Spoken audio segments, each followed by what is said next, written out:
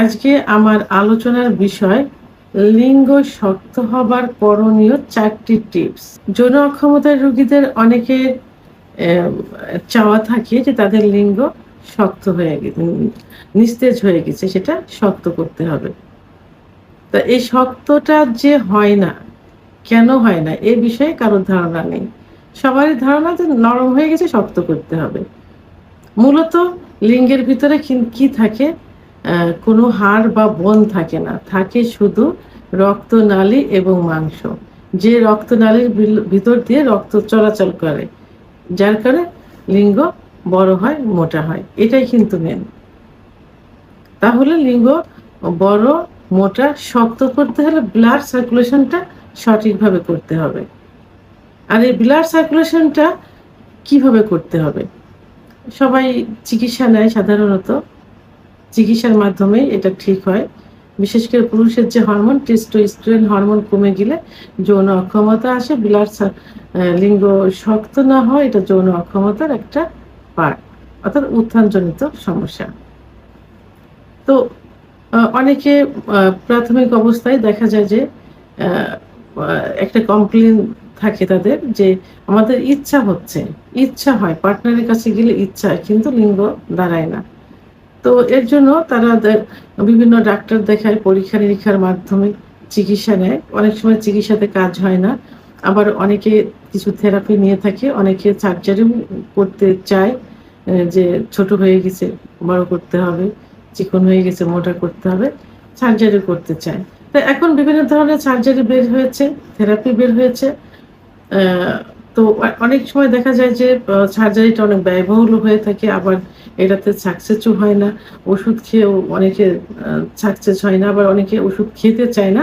তারা তখন কি বলে যে এমন কোনো টিপস আছে, এমন কোনো ব্যবস্থা আছে যে ওষুধ ছাড়া এটা ঠিক করা যায়।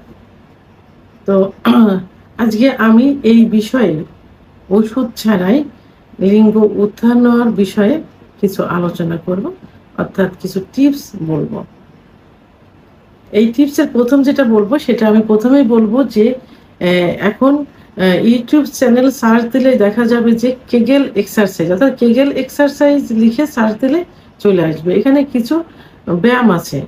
এই ব্যায়ামগুলো ইউটিউব চ্যানেলে থেকে সুন্দর করে আপনারা দেখবেন, দেখে বুঝে। খুবই সহজ কিন্তু এই ব্যায়ামগুলো। ৩-৪টা ব্যায়াম থাকে, খুবই সহজ। এইগুলো যদি নিয়মিত একটু করতে থাকেন, তাহলে কিন্তু লিঙ্গের ভিতরে ব্লাড সার্কুলেশনটা শুরু হয়ে যাবে। তো অনেকে আবার বলে যে ব্লাড সার্কুলেশনটা কিভাবে হয়, কি অনেকে বুঝতে পারে না। আসলে যখন যৌন উত্তেজনা আসে, যৌন উত্তেজনা সাধারণত ব্রেনের থেকে আসে, নার্ভের থেকে আসে। যৌন উত্তেজনা আসলে তখন সারা শরীরে রক্ত চলাচল করে। বিশেষ করে হাড়ের থেকে লিঙ্গের ভিতর রক্ত চলাচল বেশি করে। তখন লিঙ্গ লোহার মতো শক্ত হয়ে যায় বা শক্ত হয়। এই রক্ত চলাচল যদি না করে বা কমে যায়, অর্থাৎ এই ব্লাড সার্কুলেশন যদি কমে যায়, তাহলে লিঙ্গ আস্তে আস্তে নিস্তেজ হয়ে যায়, চিকন হয়ে যায়। লিঙ্গের ভিতর শিরাগুলো প্রসারিত হয় না, যার কারণে কি হয়, লিঙ্গ ছোট হয়ে যায়, নিস্তেজ হয়ে যায় এবং নরম হয়ে যায়। তো এই কেগেল এক্সারসাইজ করলে লিঙ্গের ভিতর যে রক্তনালীগুলো সংকুচিত হয়ে গেছে, সেগুলো প্রসারিত হয়। ফলে ব্লাড সার্কুলেশন বৃদ্ধি পায়, লিঙ্গ শক্ত হয়, অর্থাৎ আগের অবস্থায় ফিরে আসে। দ্বিতীয় নাম্বার যেটা বলবো, সেটা হলো এই ব্যায়ামটা খুবই সহজ একটা ব্যায়াম। অর্থাৎ এটা একটা থেরাপির মতো, ব্যায়াম থেরাপির মতো। এটা হলো নাক দিয়ে নিঃশ্বাস টানতে হবে। নাক দিয়ে বসতে হবে এভাবে, নামাজে যেভাবে যায় নামাজে বসে ওভাবে বসলে হবে। জোরে করে নিঃশ্বাস এইভাবে নাক দিয়ে টানতে হবে, টেনে মুখ দিয়ে এটা ছাড়তে হবে। নাক দিয়ে টেনে একটু বন্ধ করে রেখে মুখ দিয়ে এটা ছাড়তে হবে। তাতে কি হবে যে ব্লাড সার্কুলেশনটা বৃদ্ধি পেয়ে যায়। বিশেষ করে এইটা করলে রক্তের ভিতরে কি থাকে, রক্তের ভিতরে নাইট্রিক অক্সাইড থাকে। এই নাইট্রিক অক্সাইডটা এই এক্সারসাইজের কারণে বৃদ্ধি পেয়ে যায়। আর এই নাইট্রিক অক্সাইডটা অতিরিক্ত বৃদ্ধি হওয়ার কারণে লিঙ্গের ভিতরে যে শিরাগুলো থাকে, এই শিরাগুলো প্রসারিত করতে সাহায্য করে এই নাইট্রিক অক্সাইড। তাহলে এই এক্সারসাইজটা দিনে রাত্রে, অর্থাৎ যখনই নামাজে বসতে পারেন। আর যারা অন্য ধর্মে আছে নামাজ পড়বেন না, তারা দিনে ৩-৪ বার এইভাবে এক্সারসাইজটা করতে পারেন। একবারে ১০-১৫ বারও করতে পারেন। নাক দিয়ে টানতে হবে, মুখ দিয়ে ছাড়তে হবে। এটা খুব সহজ একটা থেরাপি। অর্থাৎ ৩ নাম্বার যেটা সেটা আমি বলবো যে আরেকটা এক্সারসাইজ, এটাও খুব সহজ। এটা হলো যে উঠতে হবে, বসতে হবে, উঠতে হবে, বসতে হবে। এতে কি হবে? নির্মাঙ্গের নিচের দিকে ব্লাড সার্কুলেশনটা বৃদ্ধি পেয়ে যাবে। বিশেষ করে লিঙ্গের ভিতর ব্লাড সার্কুলেশনটা বৃদ্ধি পেয়ে যাবে।